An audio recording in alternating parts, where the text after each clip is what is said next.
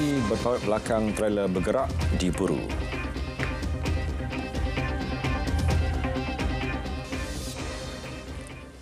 Assalamualaikum, salam Malaysia Madani. Seorang lelaki yang dipercayai melakukan perbuatan berbahaya dengan berpaut pada belakang trailer yang sedang bergerak di atas lebuh raya diburu. Ketua Polis Daerah Kulai Superintendent Tan Seng Lee berkata pihaknya menyedari insiden itu pada pukul 12.30 hari Jumaat selepas video mengenainya tular di media sosial. Siasatan mendapati kejadian itu berlaku di kilometer 35 lebuh raya link kedua menghala ke Senai kira-kira pukul 10 pagi Khamis lalu.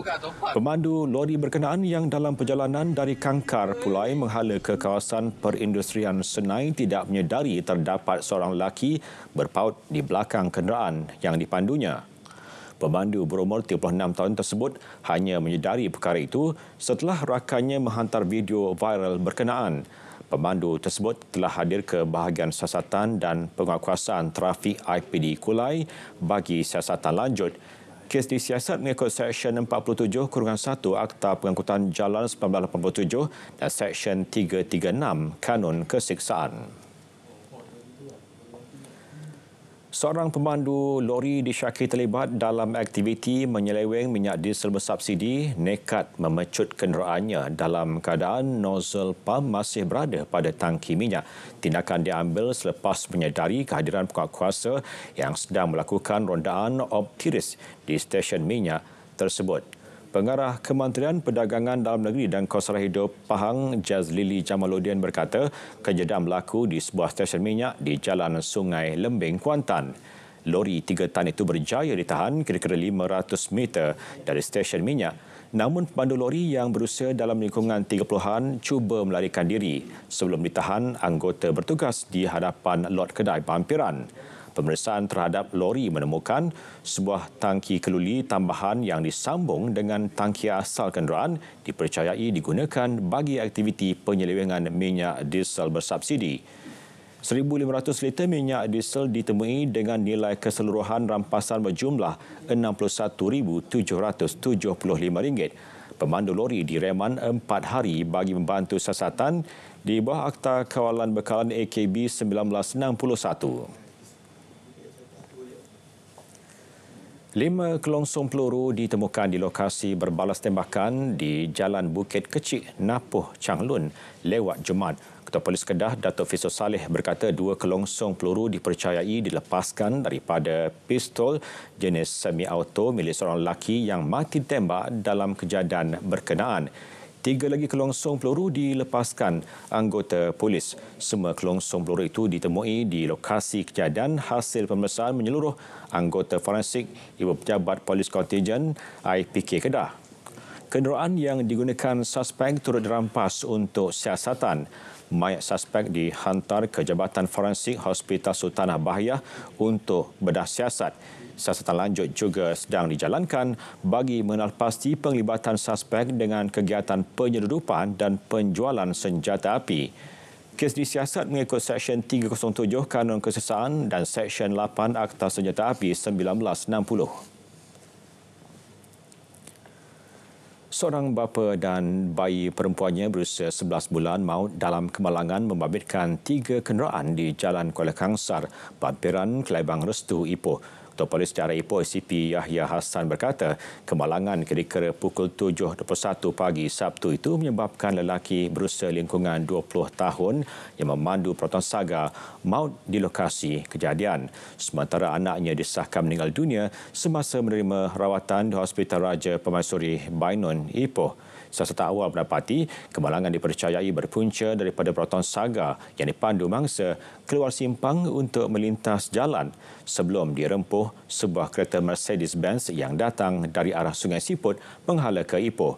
Kemalangan itu mengakibatkan Proton Saga tersebut terbabas dan merempuh sebuah lagi kereta yang berada di susur kiri jalan. 2 pemandu kenderaan terbabit bagaimanapun tidak mengalami sebarang kecederaan. Kes disiasat di bawah Seksyen 41-1 Akta Pengangkutan Jalan 1987. 152 saman dikeluarkan atas pelbagai kesalahan jalan raya dalam operasi khas bersepadu di Pulau Pinang. Jabatan Pengangkutan Jalan JPJ Pulau Pinang dalam kenyataan memaklumkan operasi disertai PDRM dan Majlis Bandaraya Pulau Pinang MBPP di persimpangan lampu isyarat Jalan Tun Dr. Awang, Georgetown. Menurut kenyataan itu, operasi khas tersebut bertujuan menguatkuasakan kesalahan di bawah kaedah 6 kaedah lalu lintas Jalan 1959 iaitu memotong di sebelah kiri jalan atau memotong barisan. Ia dilakukan berdasarkan aduan awam dan risikan kerana didapati banyak pengguna jalan raya gagal mematuhi peraturan syarat lalu lintas itu. Ini terutama pada waktu puncak menyebabkan laluan di sebelah kiri jalan terganggu.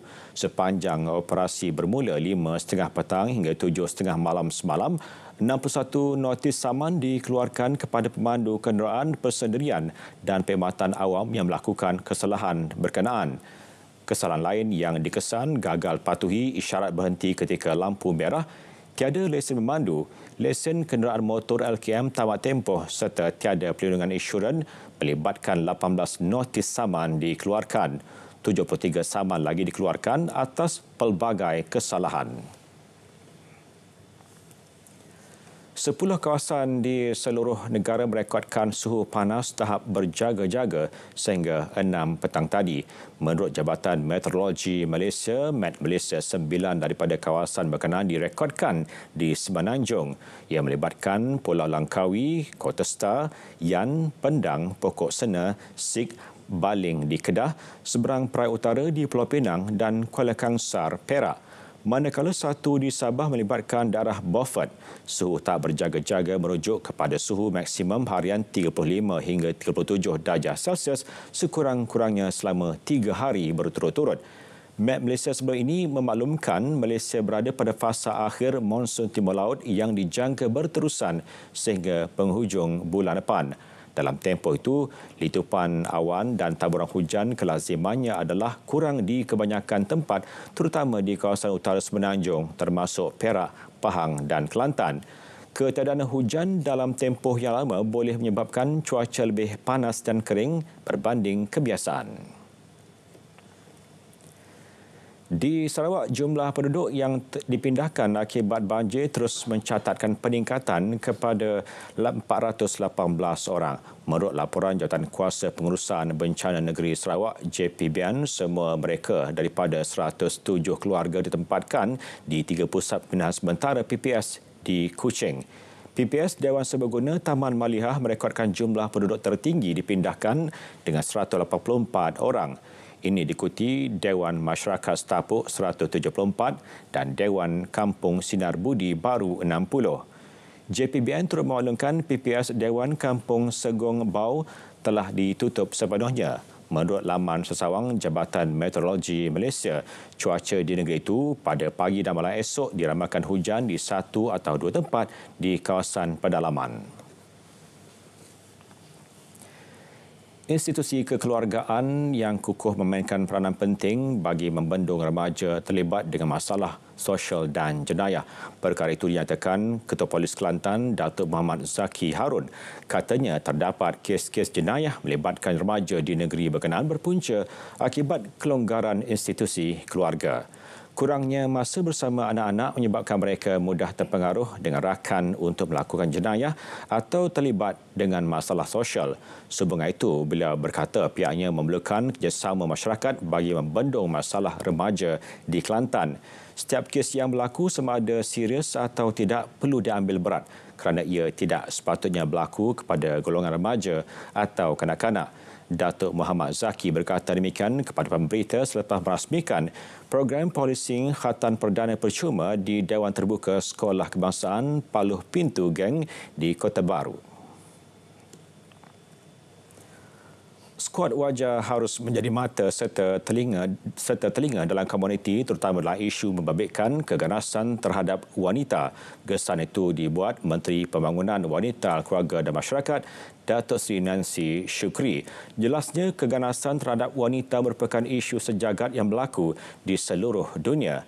Mangsa seringkali memilih untuk tidak melaporkan kekerasan dialami kerana takut kepada pelaku serta tekanan sosial daripada keluarga atau rakan. Kebanyakan kes keganasan dilakukan oleh individu dikenali mangsa seperti suami, bekas suami atau teman lelaki. Banyak yang tidak dilaporkan akibat dianggap sebagai masalah keluarga atau peribadi. Sejak penubuhannya dari 2021 hingga Disember 2023, skuad Wajah mempunyai 329,221 ahli.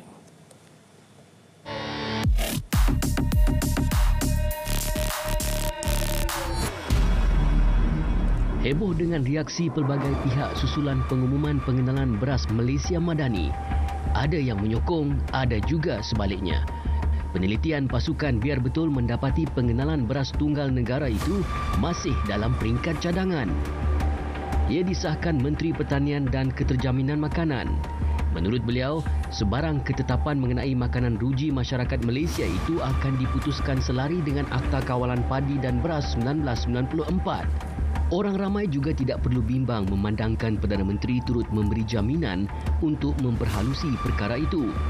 Tegas beliau, isu terbabit akan menjadi antara agenda utama mesyuarat jawatan kuasa pemantauan pelaksanaan Majlis Tindakan Sara Hidup yang dijadual berlangsung minggu depan. Kita tangguh, saya ingat tak salah saya minggu depan, di mana boleh kita putuskan secara muktamad tentang harga beras yang boleh kawal. Tak boleh rendah sangat, tapi saya yakin boleh dikurangkan. Nah, kalau kita umpamanya teliti beli daripada mana, kontraktor tu bagi kepada siapa, untung dia berapa banyak. Kalau rugi tak ada orang nak berniaga. Untung ambil lah, tapi janganlah tinggi sangat, sebab kalau untung dia tinggi sangat, harga di pasaran dah tinggi. Henti buat spekulasi, tidak perlu timbulkan kegusaran. Penyebaran berita palsu boleh mengundang padah.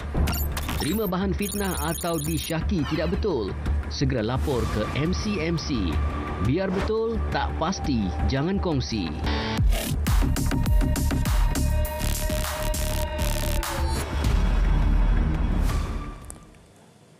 Malaysia berada di landasan tepat untuk mendapat pengiktirafan Kesatuan Eropah EU berhubung piawaian pensijilan minyak sawit mampan Malaysia MSPO. Timbalan Perdana Menteri Dato' Sri Fadilah Yusof berkata, kepimpinan EU dijangka mengumumkan perkara tersebut selewat-lewatnya Jun depan. Beliau yang juga Menteri Peralihan Tenaga dan Transformasi Air berkata, pengiktirafan MSPO membolehkan pekebun kecil tidak lagi tersisih atau terpinggir dengan peraturan produk bebas penerbangan hutan Kesatuan Eropah EUDR. Perkhabaran baik itu dikongsikan menerusi sesi sumbangsaran bersama delegasi EU yang berada di Sarawak sejak Rabu lepas bagi menyertai program Hari Perniagaan serta pelancaran Invest Malaysia di Kuching. Jelasnya, sebagai anggota Majlis Negara Pengeluar Sawit CPOPC, Malaysia komited untuk terbabit secara aktif dalam platform berkenaan sekaligus meneruskan agenda menentang kempen negatif Barat terhadap minyak sawit. Terdahulu, beliau yang juga ahli Parlimen Petra Jaya menyampaikan geran berjumlah RM255,000 kepada 85 JKKK di bawah parlimennya. Timbalan Perdana Menteri Datuk Seri Dr. Ahmad Zahid Hamidi tiba di Tokyo untuk memulakan lawatan kerja 7 hari. Lawatan bertujuan memperkukuh hubungan dua hala Malaysia-Jepun. Ketibaan beliau di lapangan terbang Haneda Tokyo pada pukul 9 malam tadi waktu tempatan disambut Timbalan Ketua Perwakilan Kedutaan Besar Malaysia di Jepun, Anwar Uzir. Datuk Seri Dr. Ahmad Zahid diiringi Menteri Pendidikan Tinggi Datuk Seri Dr. Zamri Abdul Kadir serta pengerusi Majlis Amanah Rakyat MARA Datuk Dr. Ashraf Wajdi Dusuki. Bila bersama delegasi kemudiannya bergerak ke lokasi penginapan dan disambut pegawai dan kaki tangan Kedutaan Malaysia di Jepun. Lawatan tersebut merupakan lawatan kerja sulung Datuk Seri Dr. Ahmad Zahid ke Jepun sejak dilantik sebagai Timbalan Perdana Menteri bawah pentadbiran Kerajaan Madani pada Disember 2022. Laporan lanjut bersama wartawan Nora Ain Abu Bakar di Tokyo. Agenda utama lawatan tertumpu kepada jalinan usaha sama bagi memperkasa bidang TVET. Yang amat berhormat Timbalan Perdana Menteri yang juga merupakan pengerusi jawatan kuasa TVET negara dijangka akan menerima taklimat mengenai pengurusan TVET di Jepun. Pertemuan dan taklimat ini adalah selaras dengan matlamat untuk menzahirkan polisi TVET negara seperti yang diumumkan oleh Yang Amat Berhormat Timbalan Perdana Menteri pada Disember tahun lepas, yang mana dijangka akan dilancarkan pada Jun tahun ini. Turut menjadi fokus, pengukuhan industri halal menerusi sesi libat urus dengan pemain industri. Antaranya sesi meja bulat menghubungkan ekosistem halal antara Malaysia dan Jepun yang dijadual berlangsung di Osaka.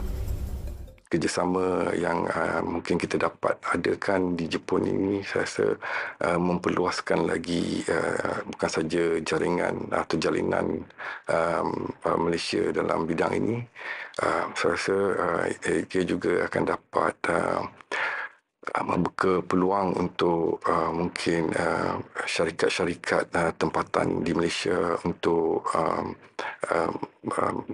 mencuburi peluang ataupun mengadakan kerjasama dengan syarikat-syarikat yang mungkin berminat untuk mencuburi dalam bidang perindustrian halal.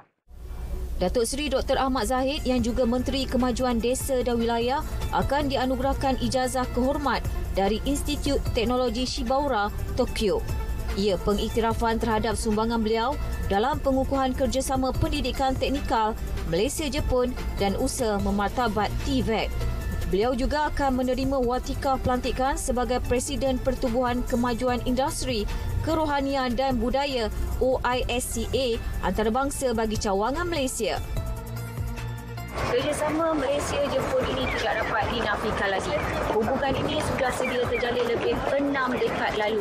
Malah, lawatan rasmi ini juga rentetan daripada pertemuan Perdana Menteri kedua-dua negara pada Disember lalu yang bersetuju meluaskan kerjasama Malaysia-Jepun ini menerusi perkongsian strategi komprehensif. Kesalin hubungan ini isyarat kukuh menunjukkan kesungguhan kedua-dua negara dalam merealisasikan kerjasama dua hala ini. Sejak 2015, Jepun merupakan rakan dagang keempat terbesar Malaysia selama 9 tahun berturut-turut. Tahun lepas, nilai dagangan dengan Jepun berjumlah lebih 156 bilion ringgit. Ia merangkumi 5.9% daripada jumlah keseluruhan perdagangan Malaysia. Nur Ain Bakar, Tokyo, RTM. 60 perpustakaan desa dijadikan pusat pendaftaran tambahan untuk sistem pangkalan data utama padu. Inisiatif diambil dalam usaha menggalakkan lebih ramai rakyat berdaftar dengan padu. Ketua Perangkawan Datuk Seri Dr. Muhammad Ozi Mahidin berkata ia merupakan usaha Jabatan Perangkaan yang menjalin kerjasama strategik dengan Perpustakaan Negara Malaysia PNM bagi menambah kaunter fizikal. Katanya perpustakaan tersebut adalah tambahan kepada lebih 900 pusat ekonomi digital padi, pusat transformasi bandar UTC dan pusat transformasi luar bandar RTC. Pendaftaran padu dibuka hingga 31 Mac ini. Rakyat Malaysia dinasihatkan tidak melaksanakan pengemaskinian padu pada sasaran akhir kerana ia akan mengakibatkan kesesakan pada sistem. Minggu ke-6 konsert Bintang RTM 2024 menyaksikan dua lagi peserta tersingkir iaitu Shah Reza dan Shah Nuril sekaligus menyaksikan 6 peserta bakal bersaing di pentas akhir minggu depan. Elia Guntabit dan Roxy Elzi pula terpilih menjadi peserta pilihan juri jemputan. Kesemua persembahan 8 peserta malam ini dinilai juri tetap terdiri daripada LY dan Datuk Syafina Slamat. Manakala dua juri undangan Liza Hanim dan Nur Aniza Idris. Bintang RTM 2024 bersiaran secara langsung setiap Sabtu pukul 9 malam menerusi TV2.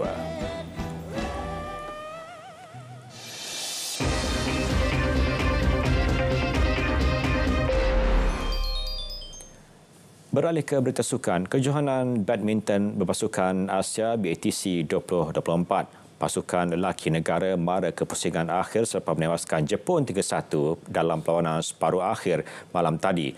Pemain persaingan profesional negara Lee Zijia memulakan kempen negara dengan baik apabila menyumbang mata pertama mudah menewaskan Kenta Nishimoto 21-18, 21-15. Momentum kejayaan itu diteruskan pasangan pingat gangsa Olimpik Tokyo 2020 Aaron Chia Sowoyik yang bangkit menewaskan Akira Koga Taichi Saito 15-21, 21-17, 21-10. Bagaimanapun, pemain perserangan Leong Junhao yang dilihat bersemangat tidak melepasi halangan Koki Watanabe apabila tewas 21-19, 12-21, 19-21. Kehadiran Goh Zife Nur Izzuddin Rumsani kembali menceriakan kem negara apabila menyumbang mata kemenangan dalam masa 54 minit ke atas Kenya Mitsuhashi Hiroki Okamura 21-15, 21-19. Zijia yakin sokongan penuh tanpa henti daripada kira-kira 2,000 penyokong kunci kejayaan pasukan tuan rumah ke peringkat akhir.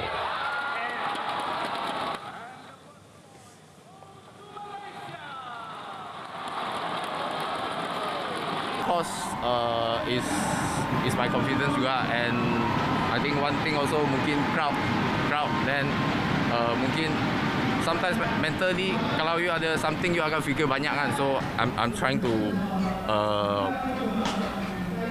macam mana cakap yes, I'm trying to enjoy the game and try not to think about yang yes yang apa pun cakap pun tak tahu. Yes. Atlet badminton negara diseru meneruskan momentum positif dalam usaha melayakkan diri ke Olimpik Paris 2024. Menteri Belia dan Sukan Han Ayo mahu mereka meningkatkan usaha kerana sesi kelayakan sedang berjalan. Pasukan negara kini menunjukkan prestasi terbaik dalam kejohanan badminton berpasukan Asia BATC yang sedang berlangsung di Shah Alam, Selangor ketika ini.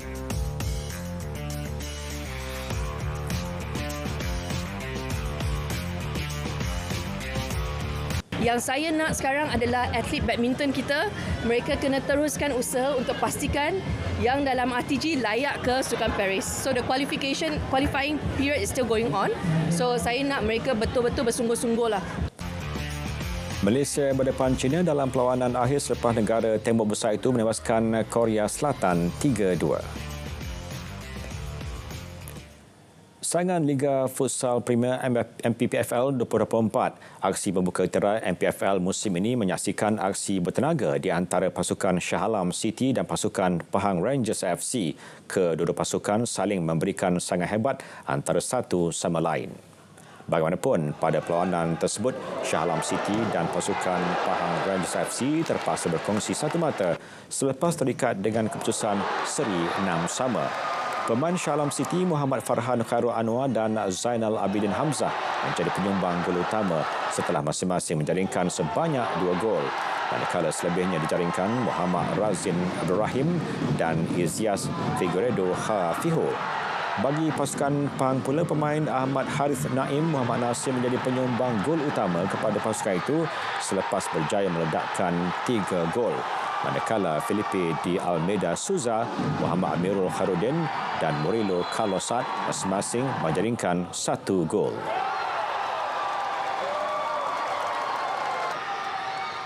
Juara Olimpik 6 kali sukan basikal track Chris Hoy tetap positif selepas beliau disahkan mengidap kanser tahun lepas.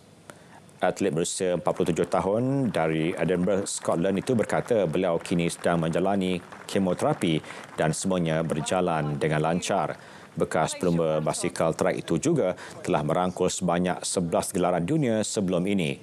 Sebagai rekod, Oi berjaya memperoleh pingat emas dalam Sukan Olimpik Athens, Beijing dan London. Sehingga tahun 2021, beliau merupakan atlet dan pelumba basikal Olimpik Britain paling berjaya sebelum dipintas oleh rakan pelumba Jason Kenney pada Sukan Olimpik Tokyo.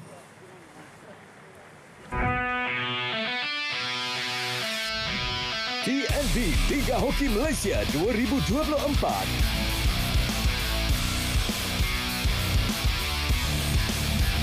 Ahad, 18 Februari.